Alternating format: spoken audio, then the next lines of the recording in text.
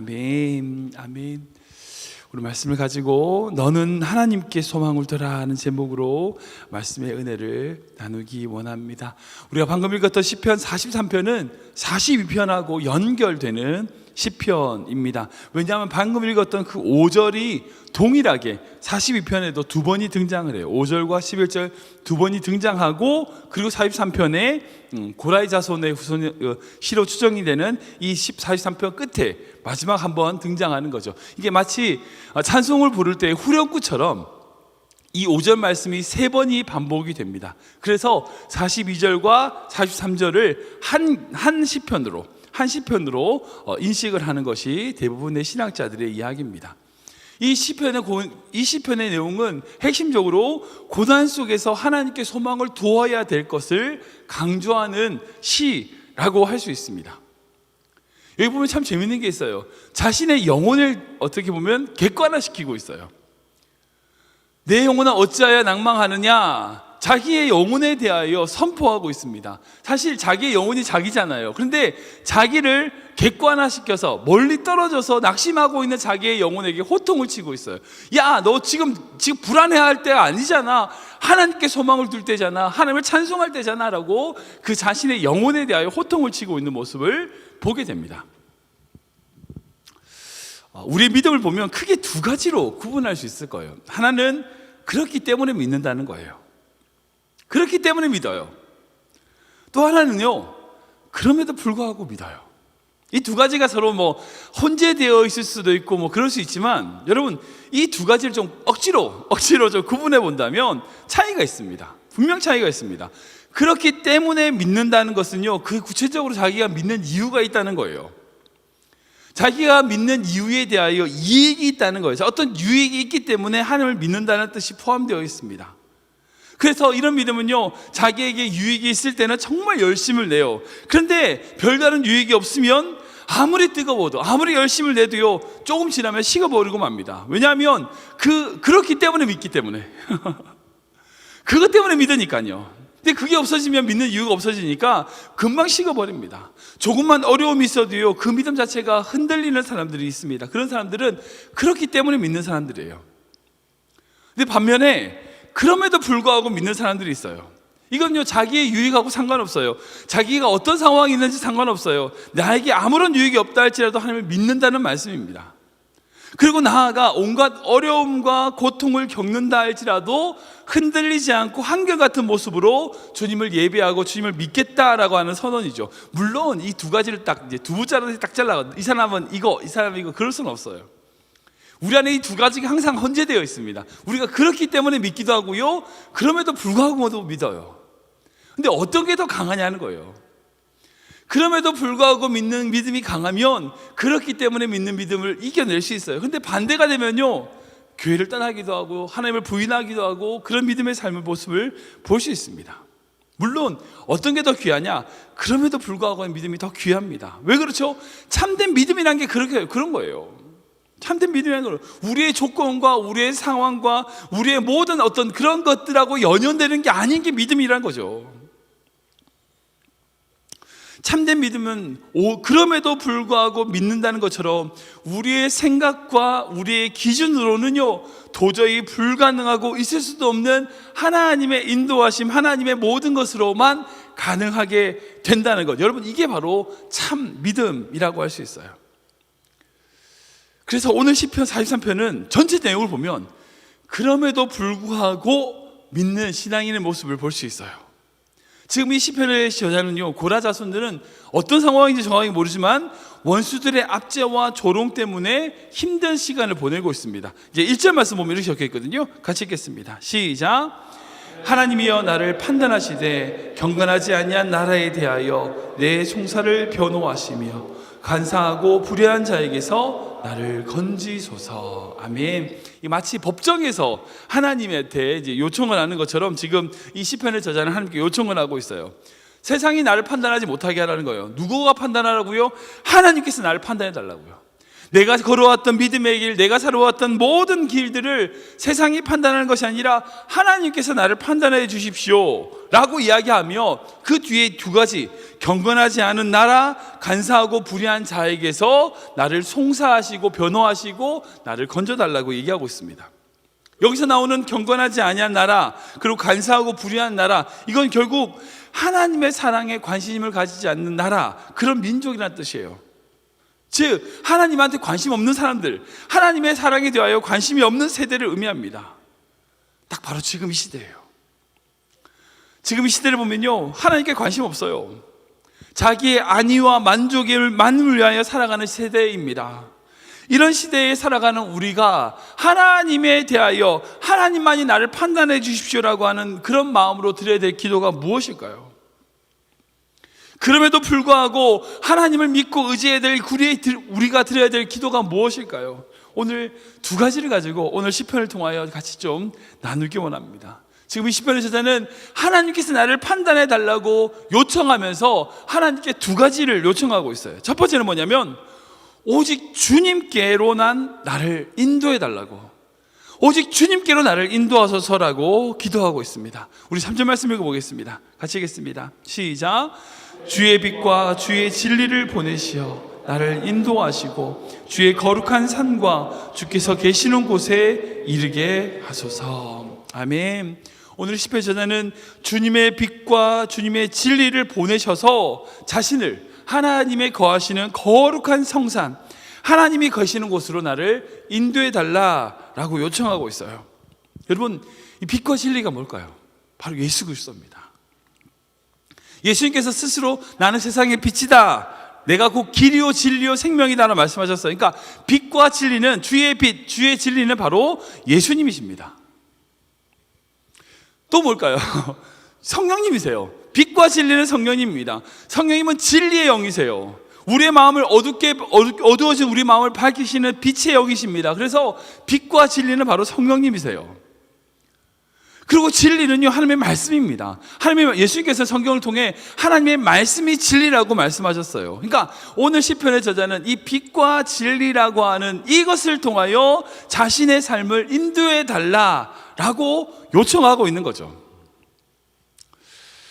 제가 요즘 이제 최근에 안 것 중에 한 가지가 내비게이션이 작동하는 원리, 알뜰신잡이라고 하는 그 짤을 보면서 깜짝 놀란 적이 있어요. 뭐냐면, 여러분들 우리가 지금 휴대폰 가지고 내비게이션을 쓰잖아요. GPS를 쓰잖아요. 어떻게 쓰는지 아세요? 어떻게 되는지 아세요? 이게 되게 복잡하더라고요. 우리 휴대폰이라든지 내비게이션에 있는 그 GPS가 우리가 보기에 그냥 조그만 기계 안에 들어있는 건데, 그 안에 어떤 게 들어있냐면 하늘에 떠있는 위성이 하나만으로 잡는 게 아니에요. 최소한 2개 내지 3개 복수의 위성을 가지고 자신의 삼각함수를 해서 자기의 위치를 잡는 거예요. 저 그 얘기 듣고 깜짝 놀랐어요. 그러니까 GPS가 그냥 내가 딱 켜면 내가 어디 있는지 아는 거라고 생각했는데, 그게 아니라 그 기계가 그 위성의 위치는 정해져 있어요. 고정 위성이니까 위성의 위치가 정해져 있으니까 그 위치에 있는 위성하고 여러 개, 2개 정도에 있는 위성을 서로 연결시켜서 삼각함수로 계산을 해가지고 내 위치를 정하는 거예요. 내가 어디 있다는 걸 매 순간마다 그걸 계산하고 있는 거예요. 제가 그 얘기 들으면서 야, 이게 이런 기능이 있구나 하는 생각을 했었어요.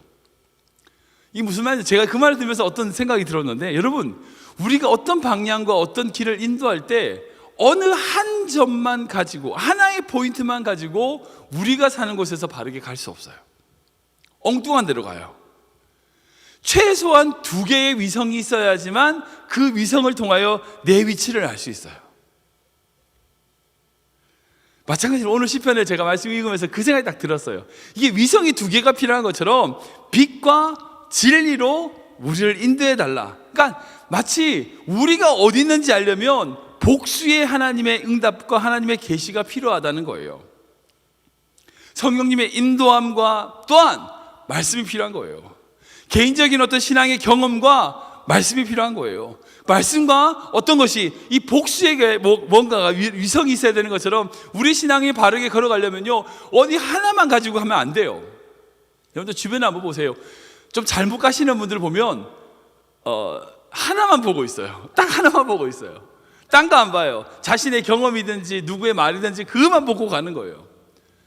우리가 날마다 우리가 걸어가는 삶에 있어서 점검하고 기억하고 해야 될 게 이 삼각함수처럼 내 위치가 어딘지를 찾기 위해서는요, 복수에 주시는 하나님의 어떤 여러 가지, 복수라는 것이 이제 갚는다는 게 아니라 여러 개의 하나님의 계시를 가지고 하나 내 위치를 잡아야 된다는 거예요. 제가 어제 한빈 예배 때 말씀 나눴지만 우리가 바른 길로 걸어가기 위해서는요, 반드시 우리가 성화되기 위해서는 반드시 계시가 필요해요. 우리가 주님을 닮아간다는데 우리가 주님이 누군지 몰라. 어떻게 닮아갑니까? 말이 안 되죠. 그러니까 우리가 하나님께 나아가기 위해서는요, 하나님이 주시는 하나님의 계시가 필요하다는 거예요. 우리 개인적인 경험뿐 아니라 말씀 안에서, 말씀뿐 아니라 우리의 기도로, 우리 기도뿐 아니라 찬송과 예배로 우리의 삶에 하나님이 주시는 그 놀라운 은혜를 구하는 여러 가지 채널을 통하여 하나님께 나아갈 때 우리가 바른 길을 갈 수 있다는 거예요. 예수님께서도 그래가지고 그 유대인들에게 이렇게 이야기하는데 읽어보겠습니다. 요한복음 말씀 같이 읽겠습니다. 시작.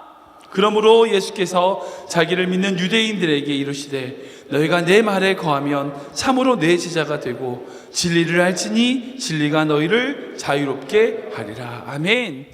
예수님께서 그렇게 말씀하셨어요. 내 말, 예수님의 그 말씀 안에 거할 때에 제자가 되고 그 제자가 되는 단계에서 참 진리를 통하여 자유케 되는 단계로 나아간다는 거예요. 여러분, 우리의 신앙이 그런 신앙이 되어야 됩니다. 날마다 삶 속에서 우리에게 주신 하나님의 은혜를 구하고 하나님의 인도하심을 구하고 나아갈 때에 주님의 제자가 되고 진리 안으로 더욱더 나아가는 자유롭게 되는 믿음이 될 수 있다는 거예요. 세상이 우리를 자유롭게 못합니다. 세상이 우리에게 자유를 줄 수 없어요. 주님께 나아갈 때 자유롭게 되는 거예요. 세상에서 뭔가를 만족을 누린다고 자유롭게 되는 게 아니에요. 주님께 나아갈 때 만족이 되는 겁니다. 오늘의 시편의 제자도 마찬가지예요. 고난과 고통 속에서 다른 것의 방법을 찾지 않았어요. 내가 힘을 더 가지고 내가 더 뭔가를 가지고 그것의 방법을 찾는 것이 아니라 주님께 나아갈 때에 그곳에 자유가 있고 그곳에 길이 있다는 거예요. 정말 주님께 나아가는, 정말 주님의 빛과 진리로 인도함을 받음으로 주님께 나아가는 귀한 손 되시길 주님을 축원합니다. 두 번째, 이 시편의 저자는 이 상황 속에서 어떻게 기도하고 있는가? 오직 주님께 소망을 두며 여전히 찬송하게 해달라고 기도하고 있어요. 주님께 소망을 두며 찬송하게 해달라. 우리 5절 말씀 같이 읽겠습니다. 시작. 내 영혼아 내가 어찌하여 낙심하며 어찌하여 내 속에서 불안하여 하는가? 너는 하나님께 소망을 두라. 그가 나타나 도우심으로 말미암아 내 하나님을 여전히 찬송하리로다. 아멘. 아까 말씀드린 것처럼 지금은 이 시편의 저자는 마치 자신의 영혼을 다른 사람인 것처럼 이야기하고 있어요. 내 영혼아, 내 영혼한테 너가 어찌하여 낙심하느냐 라고 얘기하고 있고, 어찌하여 불안해하는가라고 호통을 치고 있으면서 결국 내 영혼에게, 자신의 영혼에게 하나님께 소망을 두며 하나님을 찬송하라 라고 선언하는 것을 볼 수 있습니다. 철학에서는 너 자신을 알라고 그러죠. 근데 성경은요 그렇게 얘기하지 않아요. 너 자신을 알 필요가 없어요. 하나님을 알아야 돼요. 하나님을 알아야 되는 거예요. 오직 하나님을 알고 하나님을 바라볼 때에 소망을 둘 수 있습니다. 내가 내 자신을 아무리 돌아봐도요, 내가 내 자신을 아무리 땅을 파도요 더러운 죄인일 수밖에 없어요. 우리가 우리 자신을 아무리 되돌아봐도 우리의 모습은 연약하고 낙심한 자일 수밖에 없어요. 그래서 뉴에이지라든지 어떤 그런 종교다원주의든지 이런 종교들에 보면 어떤 것에 초점 맞추냐면 인간에게 초점 맞춰요. 우리 인간을 묵상하고 우리 인간이 얼마나 가능성이 있고 우리 인간이 얼마나 위대한 존재고 우리 인간이 얼마나 지성이 뛰어나고, 그래 본들 죄인이라고요. 우리 자신을 아는 것도 중요하지만 더 중요한 건 우리를 지으신 하나님을 아는 게 너무나 중요하다는 거예요. 우리가 우리 자신만을 바라볼 때는 불안할 수밖에 없어요. 우리 자신만을 바라볼 때는 낙심할 수밖에 없어요. 그러나 하나님을 바라볼 때, 하나님께 소망을 둘 때 찬송으로 나아갈 수 있다는 거예요. 그 시편 39편에 이렇게 고백합니다. 같이 읽겠습니다. 시작. 주여 이제 내가 무엇을 바라리요? 나의 소망은 주께 있나이다. 아멘. 나의 소망이 주님께 있습니다. 세상에 있지 않아요. 우리가 무엇을 더 바라겠습니까? 우리 영혼을 향하여 이렇게 호통치면서 하나님께만 바라 소망을 둬라, 하나님만을 찬양하라 라고 고백할 수 있어야 되는 줄 믿습니다. 여러분, 풍랑이 배를 더디게 가는 게 아니라 오히려 빨리 가게 하는 것처럼 이 원리와 같이 우리의 주변이 복잡하고 어려울 때일수록요 더 낙심하지 말고 오히려 감사해야 됩니다. 왜냐하면 그런 어려움과 환경을 통하여 더 하나님께로 가까이 나아가도록 만들기 때문이에요. 여러분, 터널은요 지름길이에요. 생각해 보세요. 산을 있는데 그 산에 터널이 뚫렸어. 더 빨리 가요, 늦게 가요? 빨리 가요. 터널 안에 들어가면 힘들죠. 깜깜하죠. 그러나 이 터널은 하나님의 인도하심을 받는 지름길이라는 거예요. 우리가 우리 인생 가운데 고난과 힘들고 어려운 일을 만난다 할지라도 여러분 그때 오히려 찬송하십시오. 오늘 고백한 것처럼 그런 환경 속에서 하나님께 소망을 두고 여전히 찬송하십시오. 그런 찬송이 우리로 하여금 그 터널을 더 빨리 지나가게끔, 하나님의 인도하심을 더 나아가게끔 만드는 줄 믿으시기 바랍니다.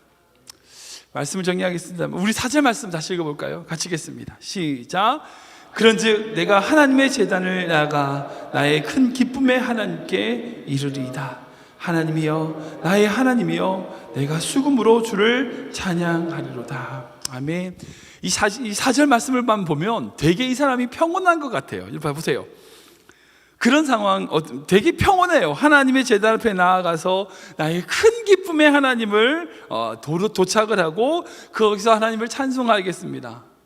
되게 평안한 상태 같아요. 마치 잔잔한 물가에 있는 어떤 그런 모습인 것 같은데 지금 이 사람의 상황이 어때요? 불안한 상황이에요. 힘든 상황이라고요. 그런데 그런 힘들고 어려운 상황일 때에 어떻게 합니까? 주의 제단, 주의 임재 안으로 나아갈 때에 그 기쁨이 그에게 이르고, 그리고 그 속에서 하나님을 찬송하고 예배하게 된다는 거예요. 여러분, 이게 신앙생활입니다. 이게 그럼에도 불구하고의 믿음입니다. 우리 믿음의 환경과 상황이 아무리 힘들고 어렵다 할지라도 그럼에도 불구하고 우리가 주님의 제단 앞에 나아가 정말 눈물 날 일 많고 고통이 있는 일 많지만 그 속에서 나의 큰 기쁨인 하나님을 바라보고 나아가는, 여러분 그게 믿음이라는 거예요. 믿음이란 게 내가 지금 딱 죽고 나서 구원받고 천국 가기 위하여 필요한, 여러분 그게 아닙니다. 우리가 살아가는 삶에 있어서 믿음은 날마다 필요해요. 우리가 오늘 만나는 사람한테 믿음이 필요한 거고요, 오늘 우리가 집을 차를 타고 가는데 그 차를 탈 때도 믿음이 필요한 거예요. 우리의 삶의 순간순간마다 믿음이 필요합니다. 그 믿음으로 어떤 환경이 있다, 상황이 있다 할지라도 그럼에도 불구하고 내가 하나님을 믿겠습니다고 하는 그 믿음으로 나아갈 때에 우리는 여전히 찬양하는 믿음의, 찬양하는 성도가 될 줄 믿으시기 바랍니다. 자, 우리 그림자들 모든 성도님들이 어떤 환경이 있다 할지라도, 어떤 상황이 있다 할지라도 우리를 지키시고 보호하시고 우리를 눈동자처럼 지키시는 그 주님께만 소망을 두며 어떤 환경일지라도 여전히 찬송하며 그럼에도 불구하고 믿음으로 나아가는 우리 귀한 손님 되시길 주님으로 축원합니다.